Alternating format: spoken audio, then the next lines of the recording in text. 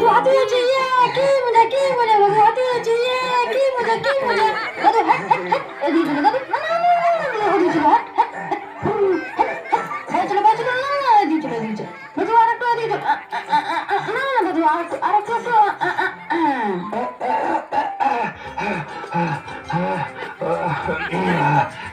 হ্যাঁ দাদু হাঁপিয়ে গেছে, হ্যাঁ দাদু হাঁপিয়ে গেছে, দাদুর আজ খুব শরীর খারাপ তো, তাই আজ হাঁপিয়ে যাচ্ছে। দাদু তোমার শরীর খারাপ, তাও আমাকে পেটে চাপিয়েছিলে? দাদু তোমার শরীর খারাপ জানলে আমি তোমার পেটে কখনোই চাপতাম না। ও দাদু দাদু বলো না, তোমার খুব কষ্ট হয়েছে বলো। দাদু আর তোমার পেটে আমি কখনোই চাপবো না। আরে বাবা, আমার কোনো কষ্ট হয়নি।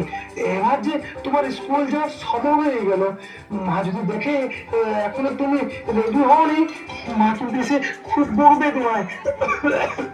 না দাদু আজকে আমি স্কুলে আর যাবো না, আজকে দাদু তোমার সাথেই খেলবো।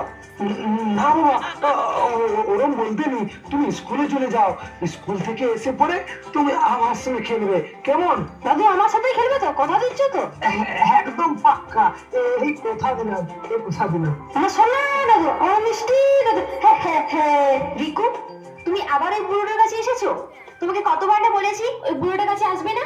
আর আপনাকে বলি হারি, আপনাকে কতবার না বলেছি আমার ছেলের সাথে মিশবেন না, আমার ছেলের সাথে খেলবেন না, তা সত্ত্বেও ওর সাথে মিশছেন, ওকে এখানে ডাকছেন। না মা, দাদু আমাকে ডাকেনি, আমি নিজে এসেছি এখানে দাদুর সঙ্গে খেলা করতে। তোমার খেলার জন্য বাড়িতে বড় টেডি বিয়ার নিয়েছি, ওর সঙ্গে খেলবে যাও, এই নোংরা বুড়োটার সাথে খেলবে না। গা থেকে কি বাজে গন্ধ বেরোচ্ছে, আমার তো বমি পেয়ে যাচ্ছে। তুমি এই বুড়োটার সাথে মিশেছো, তার মানে তোমাকে আরো স্নান করতে হবে, তারপর স্কুলে যাবে। না মা, আজকে আমি স্কুলে যাবো না, আমি শুধু দাদুর সঙ্গেই খেলবো। চুপ, এবার দেখছি তুমি আমার হাতে মার খাবে। না মা, আমি আজ দাদুর সঙ্গেই খেলা করবো। কথার অবাধ্য হচ্ছে দেখছি। যে